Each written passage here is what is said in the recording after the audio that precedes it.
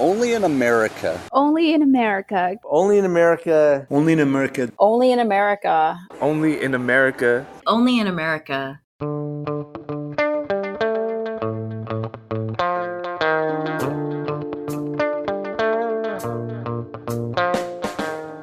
Welcome to Only in America. We continue with our first series of 2020, Between a Wall and a Hard Place, looking at the policies that impact the people along the U.S. Mexico border.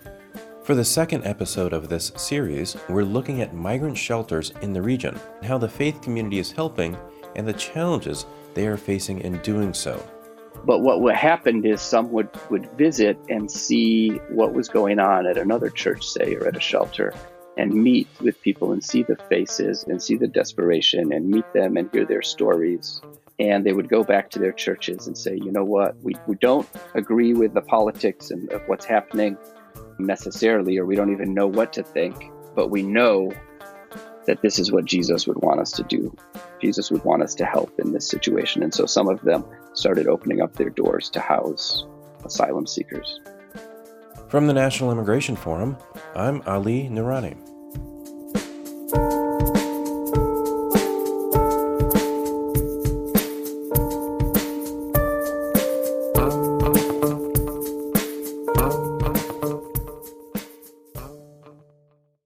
Last week, we spoke about the perils faced by those crossing the U.S. Mexico border. But what's next for those that do make it across? Where do they go? What happens to them? In the past few years, violence, poverty, and instability have led Central Americans to flee in increasing numbers, seeking asylum at our southern border. In response, last year the Trump administration implemented the Migrant Protection Protocols, also known as MPP.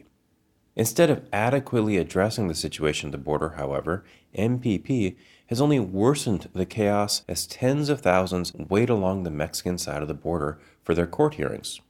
Fear and confusion has spread as migrants fend for themselves in dangerous border towns, facing threats of kidnapping and extortion from local gangs.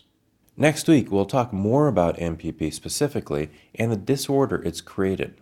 But for now, we're taking a look at the people impacted and the people who are helping them. It's clear that we need a new strategy to address asylum seekers at the border, one that takes into account the root causes of migration while ensuring our laws are being followed as we continue to treat those seeking humanitarian assistance with compassion. A practical, sustainable solution to the humanitarian crisis at our border needs to look beyond our border, because if conditions back home remain dire, a wall is not going to stop people from fleeing.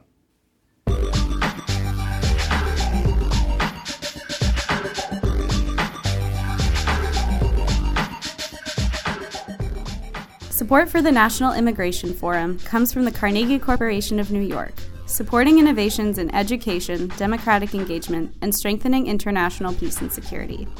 And from Humanity United. When humanity is united, we can bring a powerful force for human dignity.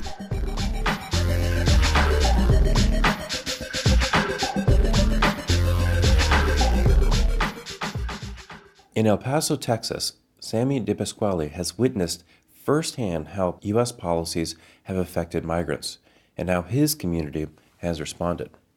Sami leads Abara, an organization focused on borderland connections and supporting migrant shelters along the U.S. Mexico border. Sami is also the executive director of Ciudad Nueva, a faith-based nonprofit that supports families, many of them recent immigrants, throughout the city of El Paso. The city's faith community has always played a large role in helping newly arrived migrants at the border. But when these numbers began to increase a few years ago, established shelters struggled to accommodate them. That's where local churches stepped in. While working with both longtime Catholic-run shelters and newly involved evangelical communities, Sami sees that whatever people's politics, their faith compels them to open their doors to asylum seekers in their community.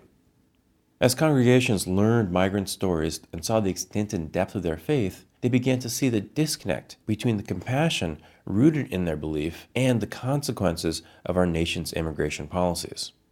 The Trump administration's Migrant Protection Protocols policy has dramatically reduced the flow of asylum seekers into El Paso for now, but that doesn't mean the crisis is over. It's simply been pushed to the other side of an interconnected, interdependent U.S. Mexico border. As Sami sees it, the El Paso faith community's first-hand experience with migrants has led to a growing consensus that something needs to change, that our policies don't create enough legal avenues for those seeking asylum, and turning people away only leads to further chaos and confusion for people in desperate situations. Tell me how you made your way to El Paso, Texas. Yeah, it's sort of a long roundabout way. I was born in the country of Jordan. My parents are from the U.S., but they had moved to Jordan before I was born. Growing up, I was in Jordan, and most of my schooling, going to church, hanging out with friends, most of that was in Arabic. So I grew up sort of bilingual, bicultural. Was in Cyprus part of high school, ended up in the Chicago area, Wheaton College for a couple years of college. Then I was in Egypt for a year, in India for a year, back to college. Worked at World Relief in refugee resettlement for a number of years in the Chicago area, mostly with Arabic speakers. And during that time period, married my wife, Marianne, who is from El Paso. And we moved down to El Paso in 2004. At the time, we thought it would just be for a year or two to be near her family. And now we've been here since then. So you've seen a lot of borders in your life. Yeah, quite a few. Yeah. So how do you compare the border that you live right on to the borders that you've seen around the world? Yeah, that's a really good question. There's a lot of similarities, some differences. I think what's so unique and fascinating about the U.S. Mexico border, and specifically about El Paso and Ciudad Juarez, sister cities, is that it's symbolic and the reality in the fact that we've got, the U.S., hyper-developed country, Mexico, sort of at a different stage of development. But of course, everything sort of gets a little grayish on the borders and melts together.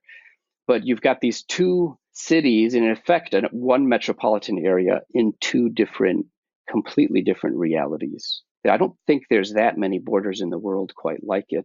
And especially since we've got, again, like these two cities, almost like one metropolitan area, two countries, and all of these global issues related to globalization, economic inequality, culture, all of these things sort of clashing together and also sort of melding together. And everybody trying to sort of figure out what it means to live life in that context. And of course, some of that's happening in many different places. But again, just having these global issues taking place in this one little small concentrated area I love it. And there's so many beautiful things about it. It also makes it challenging. So when you first got to El Paso in 2004, did it feel more like one region as opposed to how it feels now? Yeah, definitely. It's become a lot harder to cross back and forth, not necessarily getting into Mexico. Actually, that's very easy. I can leave my house, my work, be across in Mexico literally within 10 minutes. Sometimes I go over for tacos. But then coming back, it's become a lot more challenging. But it's sort of hit or miss. And that's sort of part of the uncertainty is it could be just waiting 15 minutes to cross back into the U.S., or it could be 6 hours. And that's one of the things that's changed the most for those people that live on one side, work on the other, have family on one side or have family on both sides and are crossing multiple times a week or daily, that it's made it very difficult to sort of live life. And some people are choosing to do it less and less. I think for me personally, well, back when I first arrived, you didn't really need much to cross into the U.S. besides saying that you were a U.S. citizen. And then if they had questions, they could pursue a line of questioning. Now you are supposed to have a passport, and especially in the last few years, sometimes it ends up sort of with a heavier pursued line of questioning that sort of clogs things up, both interpersonally, individually crossing, but also trade-wise. It's really slowed things down, which is impact trade. Go back to, let's say, the summer of 2017. At what point did you begin to see that the flow of asylum seekers from Central America was changing dramatically? Yeah, it wasn't really overnight. It had been probably from about 2015 onwards, there had been increased numbers that had hit all along the border, mostly in South Texas at the beginning, but some of them would get moved up to El Paso for processing, which was fascinating. And the local community here would absorb and help and support that process. And then there was a local long-term house of hospitality or migrant shelter, Annunciation House. They've been around for 40 years. And even recently, of course, have been the hub for hospitality, for migrants, for sheltering migrants. But then the numbers probably, historically maybe would be, I don't even know, 30, 50 people a day that would need shelter on the U.S. side. Those had shifted up by, like, say, mid-2017 up into a few hundred a day, which seemed really big. And Annunciation House didn't have capacity at their long-term shelters for all of those, so they had a couple temporary shelters that they partnered in to help open. And at that point as well, they started looking to the broader community, in particular to churches. Churches were who responded the most. And so there was a gradual increase of churches that were opening their spaces to temporarily house asylum seekers. And that sort of started 3-4 years ago and then really increased over time. And in 2017, really increased.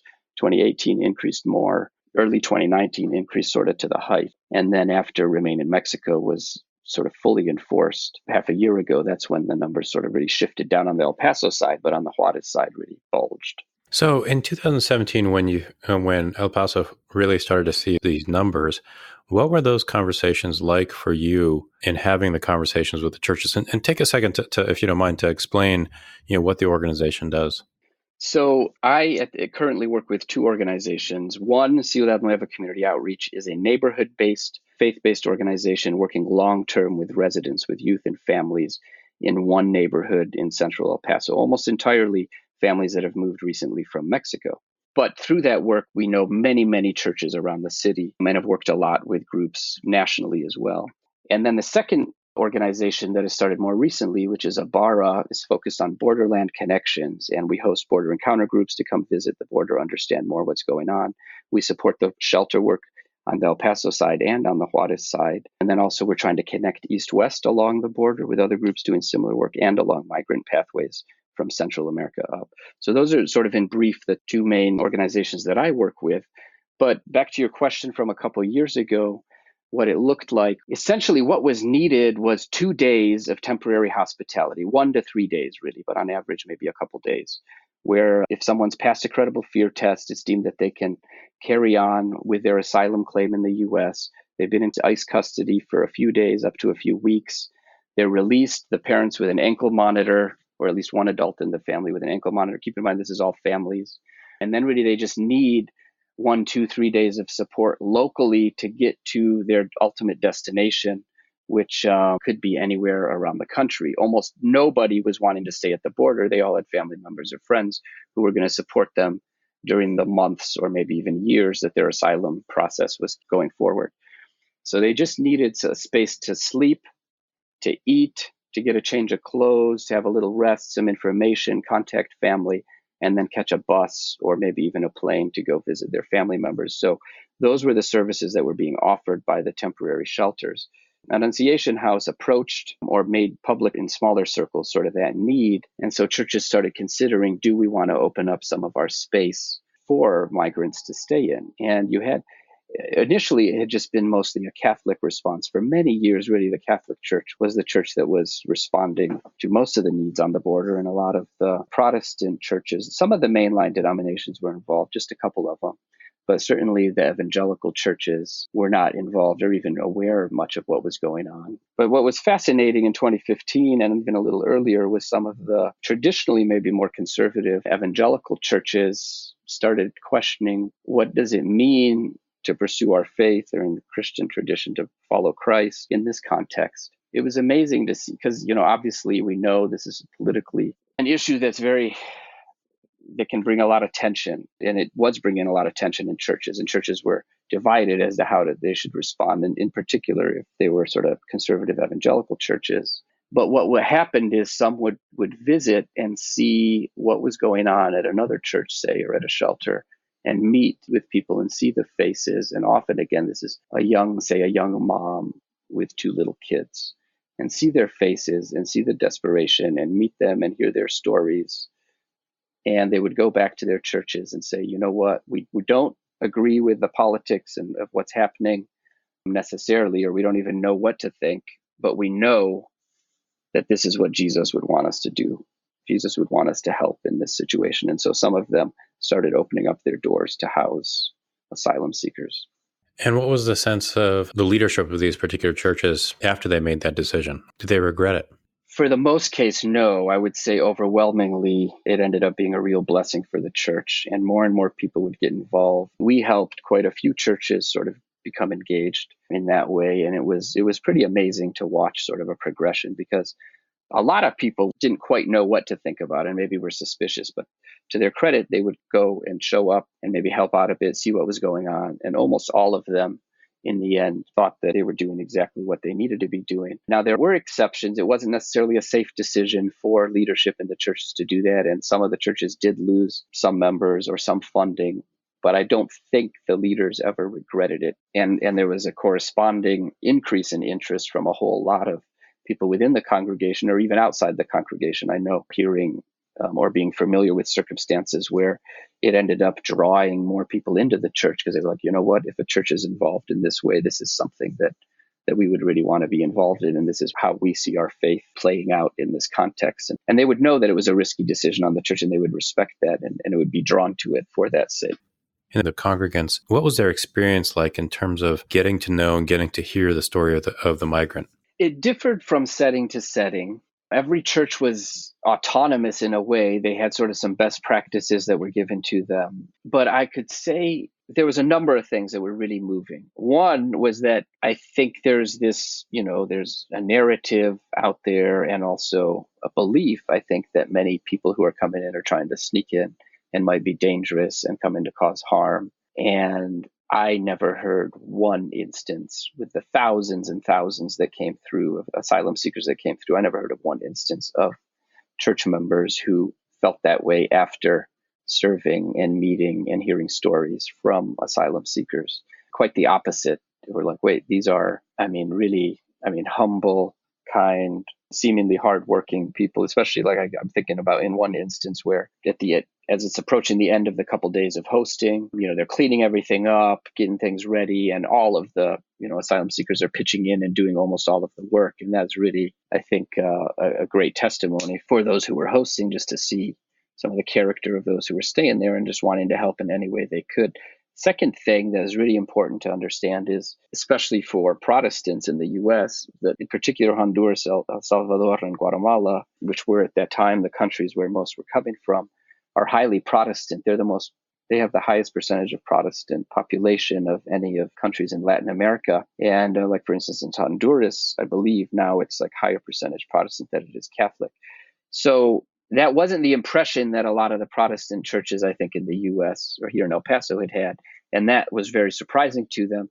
And what was even more surprising, that was almost and again, it's not those who are familiar with this situation, it's not surprising, but for the average person maybe who's learning about it, it was very surprising to them that the extent and the depth of the faith of the asylum seekers who were coming through, almost to the person, the stories were just, God was with me through this journey. I couldn't have made it without God.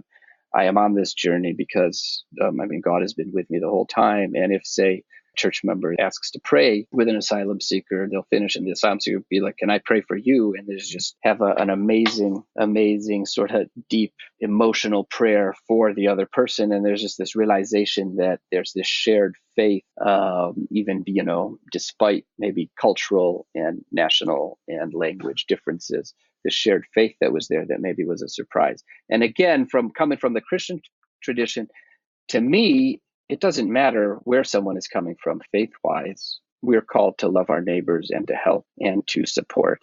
But this is just making the point that even some of the distinctions maybe that have been drawn out there, whether it's between Christian and something else, or within Christianity, Catholic or Protestant, or within Protestantism, these different denominations, that just there aren't even those distinctions often, because if, say, it's a Baptist church that's helping, there are Baptist asylum seekers that are coming. If it's Presbyterian church, the same thing. If it's an Assemblies of God church, it's the same thing. These are brothers and sisters in their faith that are arriving, and that was surprising to a lot of people.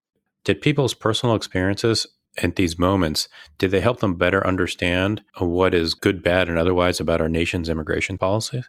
Yeah, I think it increased people's desire to ask a lot of questions. And that's sort of where, with our work with Abara, with the Borderland Connections and sort of education and exposure and encounters, the border encounters that we host, the kinds of questions that come up, first of all, even just if it's someone coming from a Christian tradition, they're thinking, what does my faith and my theology sort of lend to this? What does the Bible have to say about this? And they start wanting to know more questions about that and think more deeply about it outside of just sort of a security and national framework. Then also a lot of questions about what are our actual immigration laws, because once they realize, as they're interacting with asylum seekers and hearing stories, and I mean, it's not uncommon at all to hear like, well, of course, this person, there should be some way for this person to be in the U.S. Because, they'd say like, I can't think of anyone who wouldn't want this person in the U.S., but then realizing that the laws didn't correspond to or allow for that. And so realizing, wow, we really do need to probably, have some comprehensive immigration reform in some sense.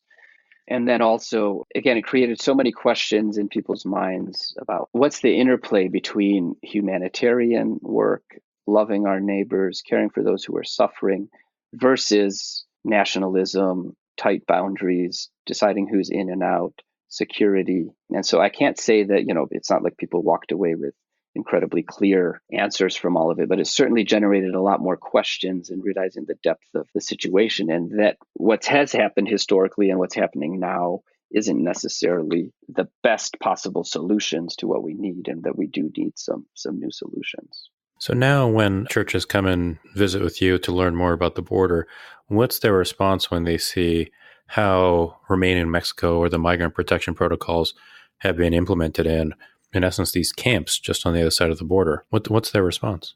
It's mixed. I think to the person, people's hearts are broken when you see, again, families with kids out in the cold, sleeping in the cold, and then even thousands more in temporary shelters now on the Juarez side, in churches, most of them, or faith-based like community centers that have opened their doors. I think there's a challenge of how do we balance who comes in, who doesn't. Of course, like we hear oftentimes just about arguments of the floodgate, like if you let someone in, when does it stop?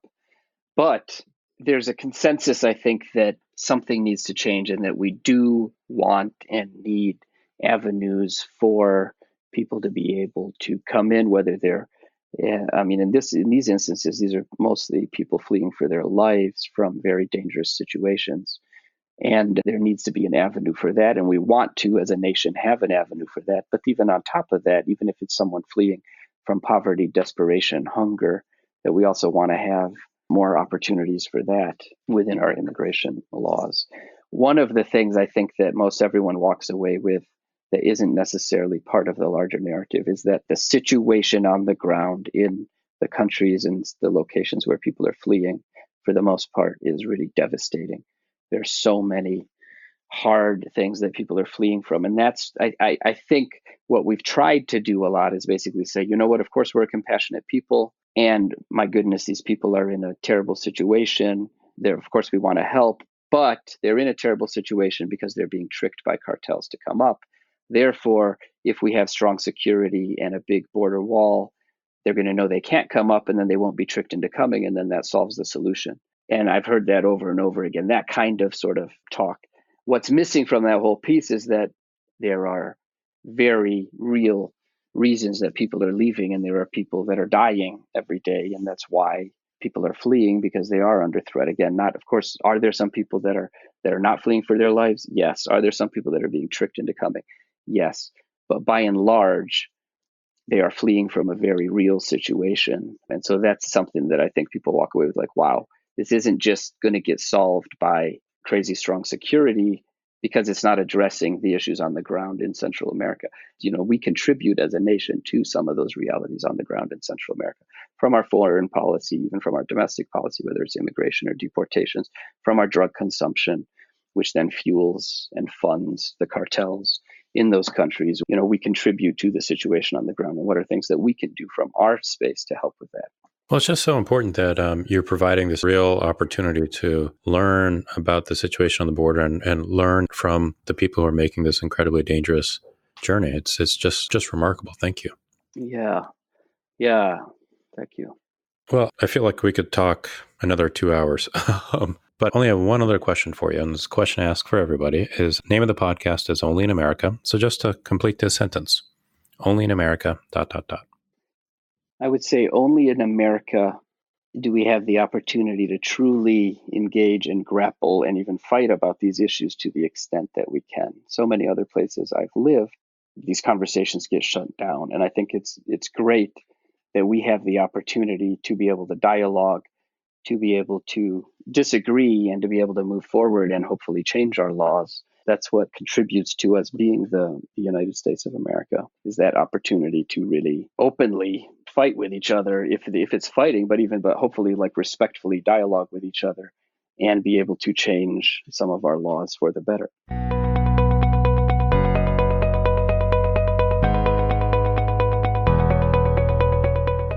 Sami DiPasquale leads Abara and Ciudad Nueva in El Paso, Texas.